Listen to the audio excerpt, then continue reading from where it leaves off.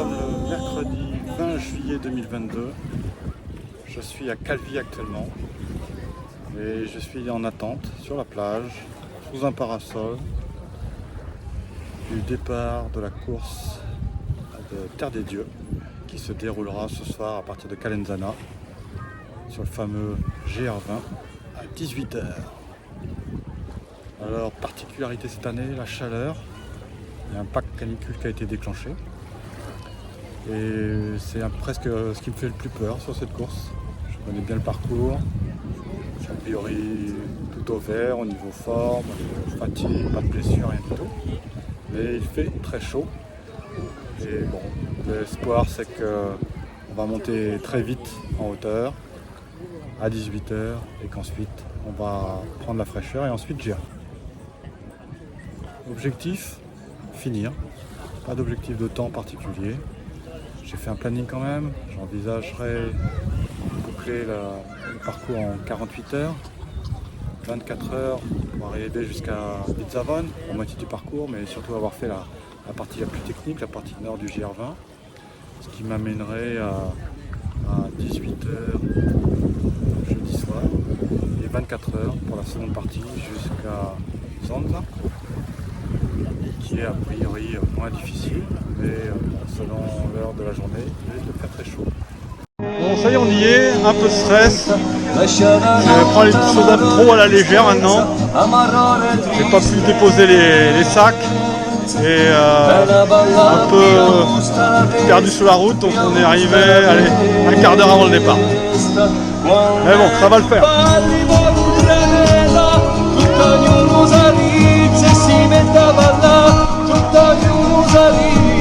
Parti, on y va. Allez, c'est parti, on Allez, est en courage.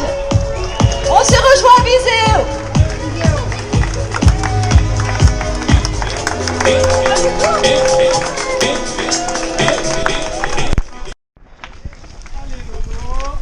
Allez, on quitte Calenzana. Le GR20. Allez, courage les gars, courage. Voilà, on est parti. 2 km. 33-34 degrés. Ça y est, on commence à avoir un petit souffle d'air. Mais il fait vraiment très très chaud.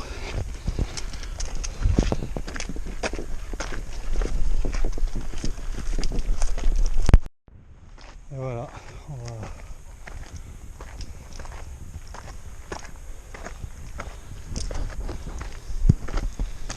on va quitter les dernières vues sur Calvi, 1000 mètres de dénivelé passé. On va être à 2-3 km du premier ravitaillement. Il fait meilleur, ça y est. On reste tranquille.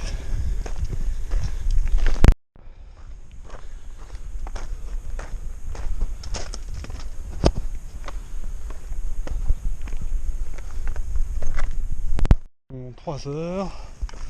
Premier ravitaillement, Orto di Vobbio, avec un accueil, bon.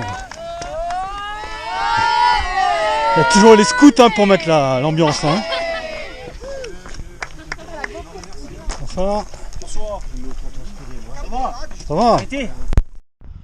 Voilà, la nuit est tombée, frontale est mise. Deuxième montée faite. Un petit coup de mou là dans la deuxième montée. Un petit peu de l'eau même, un peu de mal à passer, tout ça. Bon, j'ai réussi à alimenter, je vais doucement. C'est très technique, je me rappelais. C'était dur cette partie là, mais c'est fidèle à mes souvenirs. Voilà, on avance doucement et on va bientôt commencer la descente. Alors je quitte le deuxième ravito où je pensais faire une bonne pause parce que j'étais un peu fatigué, mais on nous a dit qu'on était bien pour la barrière horaire, mais il fallait pas qu'on traîne, donc j'étais surpris. En général pas quelque chose qui me soucie, et donc je suis reparti quasiment direct en faisant plein d'eau puis manger une barre. Bon, il fait pas froid du tout, ça c'est nickel. Et là donc on n'a pas énorme, on a on va avoir 3h40 avant la barrière horaire pour faire 5 km. Mais bon, c'est du costaud, tout comme toujours. Allez, on est parti.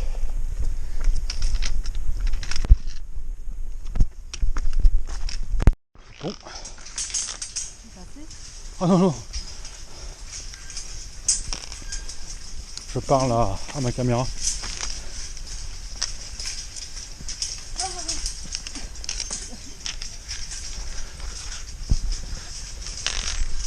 Sur la base d'Ascaux, apparemment, juste 50 minutes sur la barrière horaire, incroyable.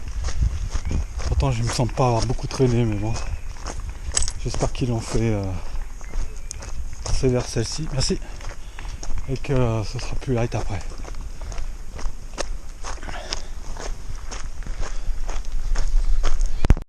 Je quitte le ravito de Ascaux. Le ravito avec le cuistot. Avec le cuistot. Qui s'appelle Qui fait des pâtes à la bolo, tout en haut. Il s'appelle comment le cuistot? Asco, ah, c'est énorme. Il s'appelle Il comment? s'appelle Patrice. Patrice. Bon, bah, merci Patrice. Très bonne bolo. Allez, à plus tard. Ciao, bonne continuation. À plus tard les gars. Salut. C'est bon, ça repart. Allez, je vous accompagne au départ. Il me reste une centaine de mètres avant d'atteindre le sommet Montecinto. C'est très très dur. Très très dur. L'aube arrive. Regardez. Waouh, c'est la montée.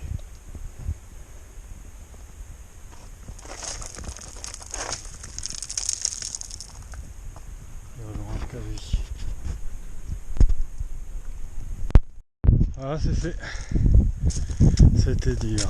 Qu'est-ce que ça fait du bien quand on est arrivé.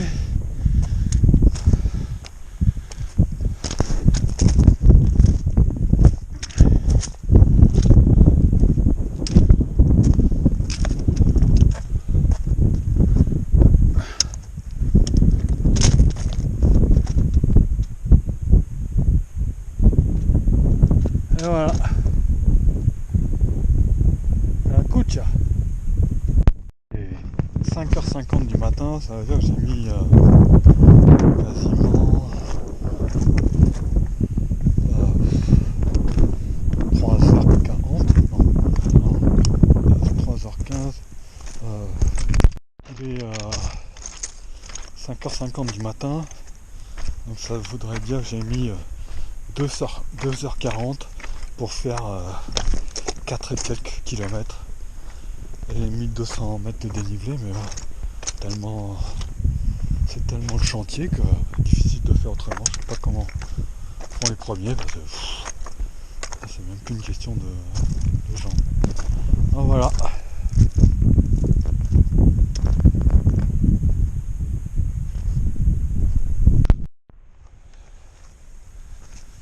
Allez, descente maintenant.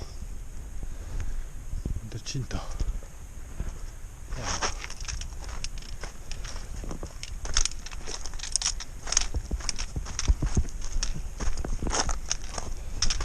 C'est en bas là. Donc reparti tambour battant vers Sutuli di Mori parce qu'a priori on va être encore un peu tendu avec la barrière. Donc on prend pas de risque, on est reparti direct. De toute façon on va aller mieux parce que le soleil commence à pointer, ça va vite chauffer. Voilà.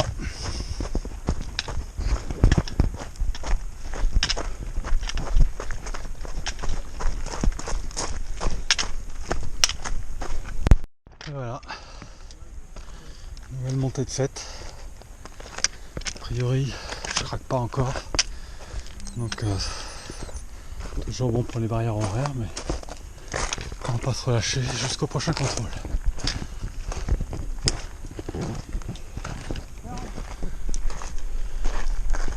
Bon, Sutuli di Imori. Avant la descente sur le col des Vierges. La Vierge. Bonjour. Bonjour. Ça va? Ouais, et vous? Ça va bien. Ça va bien. Salut les gars. Là on voit les calanques de Piana, le golfe de Porto.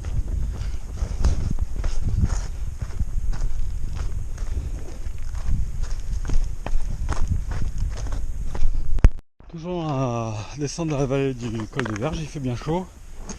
J'ai réussi à tremper ma casquette sous l'eau. Et toujours ces pins laricio fantastiques.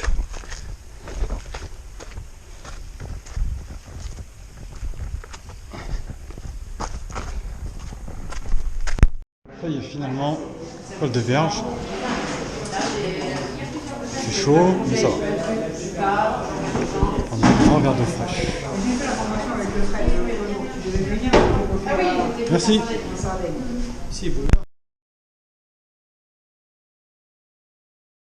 Puis on y retourne, hein.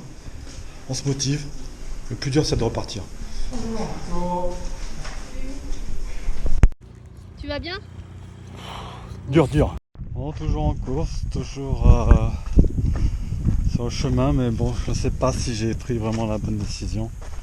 Car la pêche ne revient pas, la fatigue est toujours là. Il fait chaud quand même si on a un petit peu de vent. J'arrive près du lac de Ligno, donc je suis un peu maintenant au milieu du... Pas au milieu encore, mais bien avancé dans le parcours, donc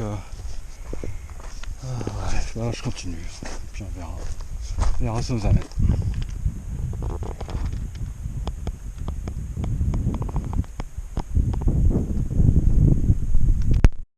Dans ma galère,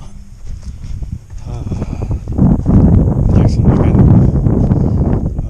Je sais pas, de toute façon là-bas, pas 36 possibilités, hein, faut continuer. D'autant plus il y a des sorties un peu latérales, mais ça serait galère. Donc voilà, je pense dans 2 km.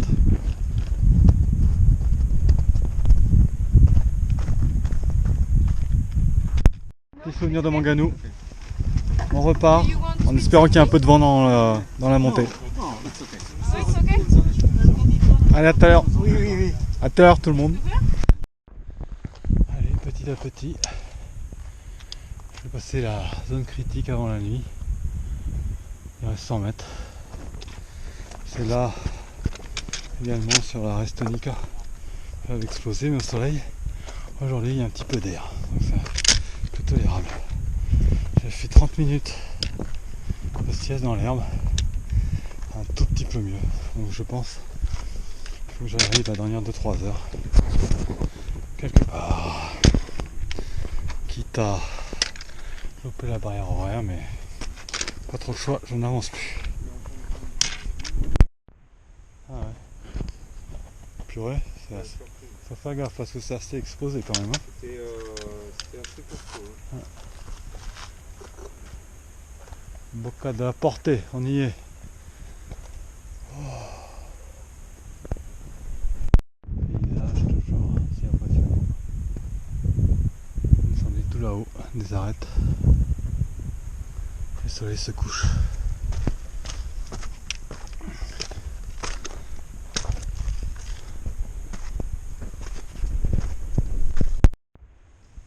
Et voilà,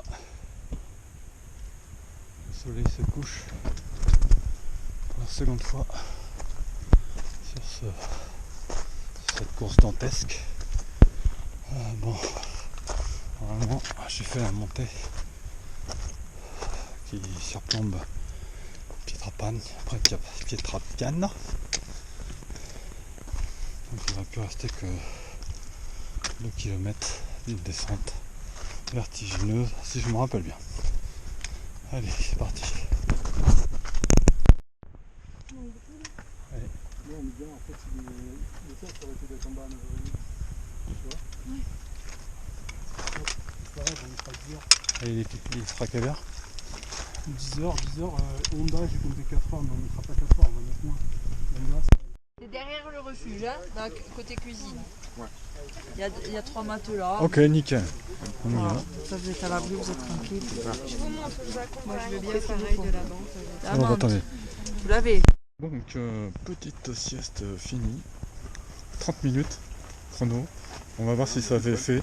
Le café. Là, on a fait les 30 minutes. Après, Les 30 minutes, on a bien fait. Hein. nickel. Comme si J'ai l'impression que c'est passé en... Travailler au refuge d'Audra, finalement, ça a été interminable. J'avance très doucement en montée. Il devait être 2h du matin. Il reste moins de 5 heures pour la barrière horaire. Vu ma vitesse en montée, j'ai peur que ce soit compromis. C'est pas bien grave. Parce que visiblement, je n'avais pas les jambes pour faire ce parcours en temps et en heure. Il faut partir de Vidzavon à 5h ou on peut rester après un peu à 7h? Ah, je sais, ouais, c'est l'ambiguïté de l'entrée, de la sortie de la base de vie. Bonsoir. C'est sorti de base de vie. Bonjour. Moi je viens de dire à ma caméra que c'était compromis.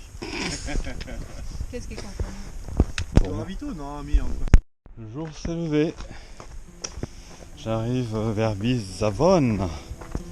Un gentil monsieur qui est passé m'a donné l'heure parce que ma montre s'est arrêtée. Apparemment, il est 7h04, donc ça signifie que la barrière horaire est dépassée. Donc l'aventure va s'arrêter ici. Je peux pas te dire que ça me pose de gros soucis, pour être très franc. Voilà. Un viaggio lo santo e un giorno fioricanto, nanti steli di me sogni, nanti steli di me sogni.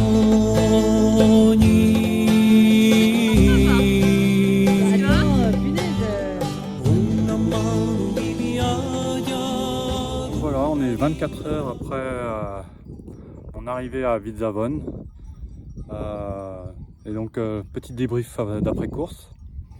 Bon, clairement une déception de ne pas avoir pu passer cette barrière horaire à Vidzavon. Mais j'étais vraiment trop juste, ça s'est joué à pas grand chose. Je me suis perdu 10 minutes dans la dernière descente, j'avais plus l'heure. Bâton cassé, donc je commençais à avoir une petite douleur au quadriceps. Bon, j'aurais passé la barrière. Après, c'était une autre course qui démarrait. C'est plus facile. Tout était possible, mais avec des si. Tout est possible. Bon, quelques mots sur le parcours.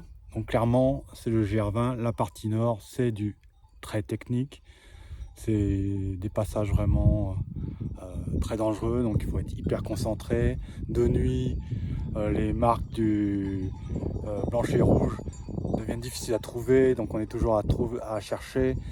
C'est mieux d'être à 2 ou 3 pour s'aider, parce que dès qu'on s'écarte de la trace, ça devient dangereux, hein, faut être clair. Donc vraiment à ne pas sous-estimer. J'ai fait pas mal de courses.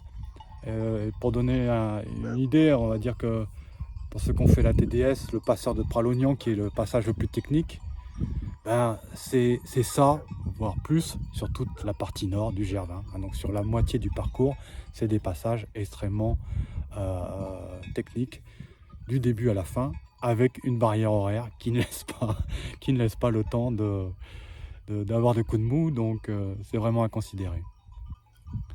Un mot sur l'organisation. Donc bon, je comprends qu'il faut mettre des barrières, hein.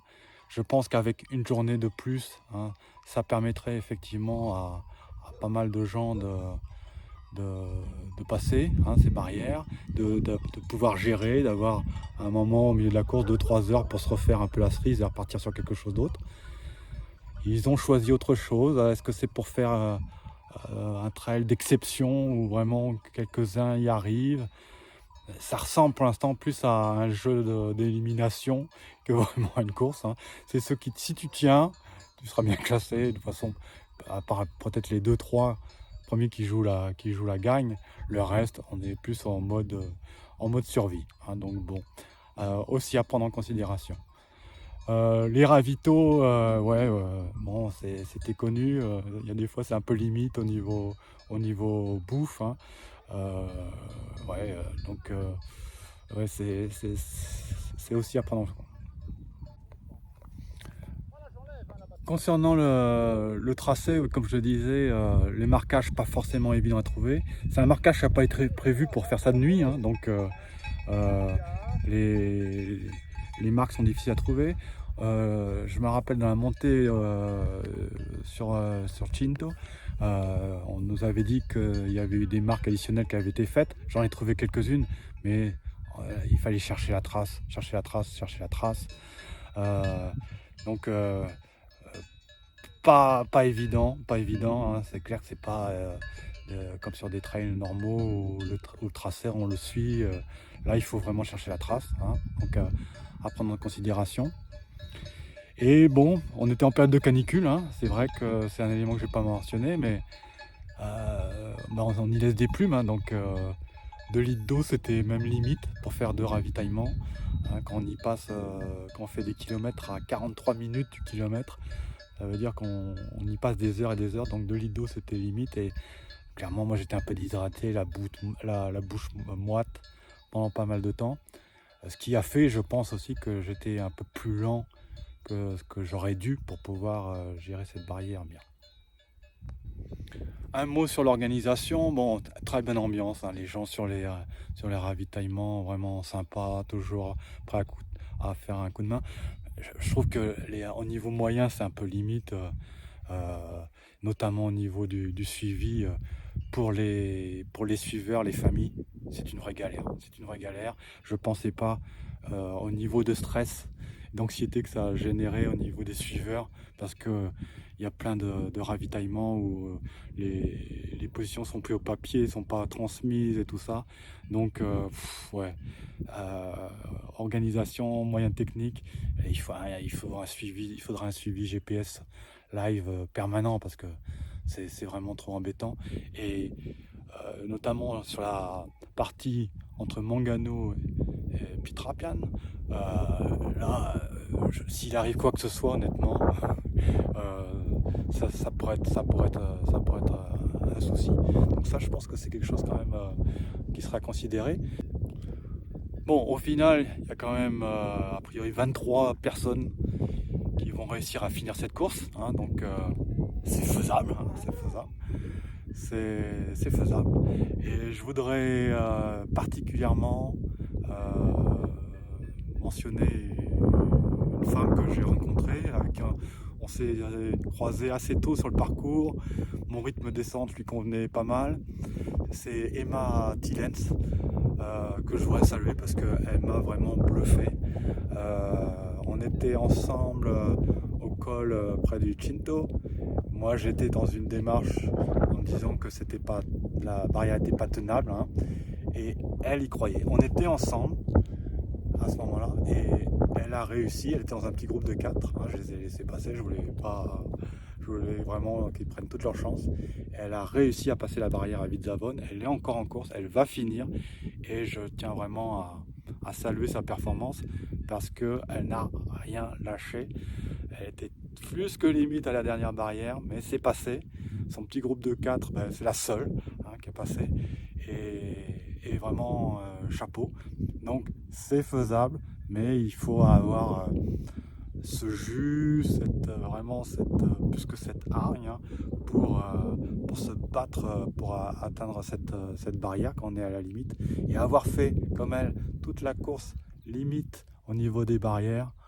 Franchement chapeau.